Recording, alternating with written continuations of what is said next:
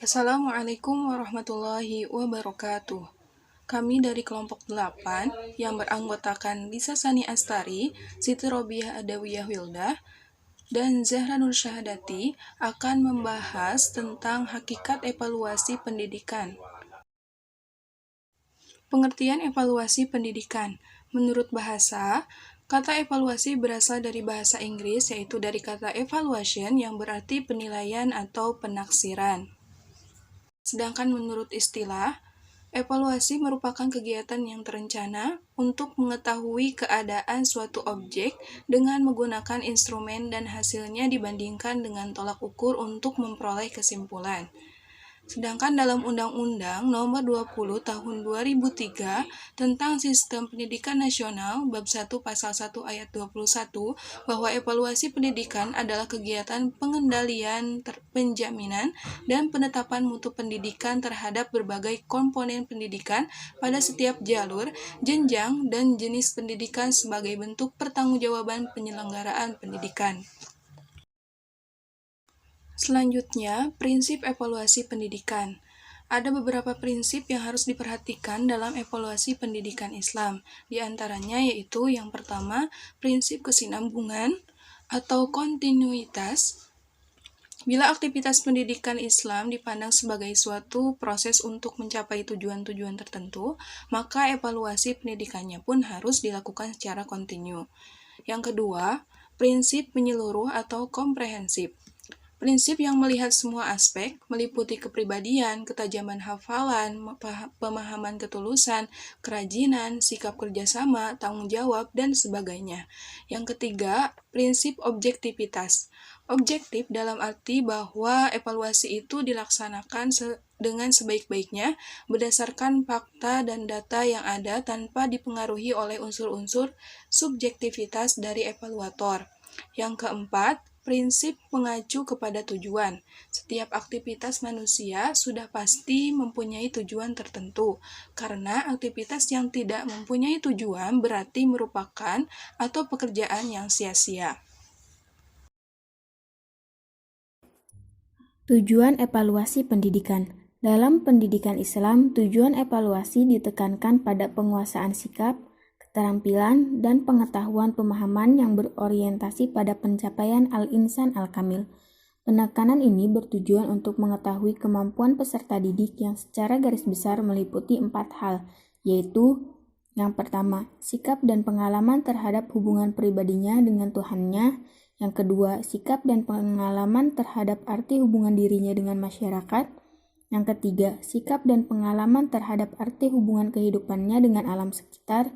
Dan yang keempat, sikap dan pandangan terhadap dirinya sendiri selaku hamba Allah Subhanahu wa Ta'ala, anggota masyarakat, serta khalifahnya.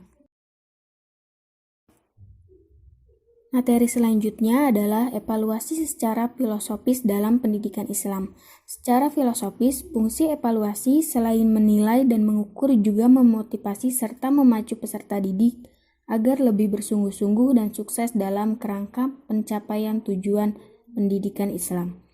Islam mengajarkan kepada seluruh pemeluknya untuk senantiasa mengevaluasi diri. Bahkan sedemikian pentingnya evaluasi terhadap diri sendiri harus dilakukan sebelum benar-benar dievaluasi oleh Allah Subhanahu wa Ta'ala. Perlunya menghitung atau menilai diri pada prinsipnya dilatari oleh ajaran filosofi ajaran Islam yang berkaitan dengan yang pertama, hakikat tujuan penciptaan manusia. Yang kedua, prinsip kebebasan dan tanggung jawab. Yang ketiga, hakikat kehidupan dunia. Dan yang keempat, janji Allah Subhanahu wa Ta'ala tentang adanya balasan baik seperti pahala atau surga dan balasan buruk seperti siksa atau neraka. Bismillahirrahmanirrahim. Selanjutnya yaitu tentang sistem evaluasi pendidikan Islam. Menurut Nizar ada 7. Yang pertama, untuk menguji daya kemampuan manusia beriman terhadap berbagai macam masalah kehidupan yang dihadapi, tercantum dalam Quran Surat Al-Baqarah ayat 155. Yang kedua, untuk mengetahui sejauh mana atau sampai di mana hasil pendidikan wahyu yang telah diaplikasikan Rasulullah SAW kepada umatnya, tercantum dalam Quran Surat An-Naml ayat 40.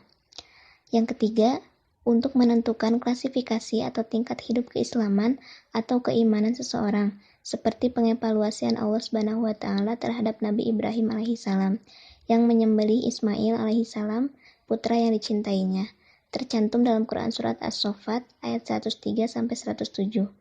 Yang keempat, untuk mengukur daya kognisi, hafalan manusia, dan pelajaran yang telah diberikan kepadanya, seperti pengevaluasian terhadap Nabi Adam alaihissalam.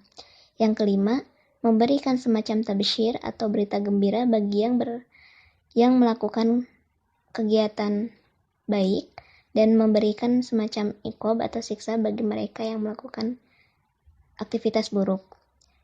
Tercantum dalam Quran Surat Al-Zalzalah ayat 7-8.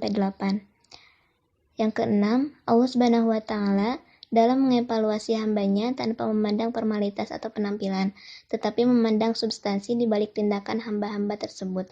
Tercantum dalam Quran Surat Al-Hajj ayat 37.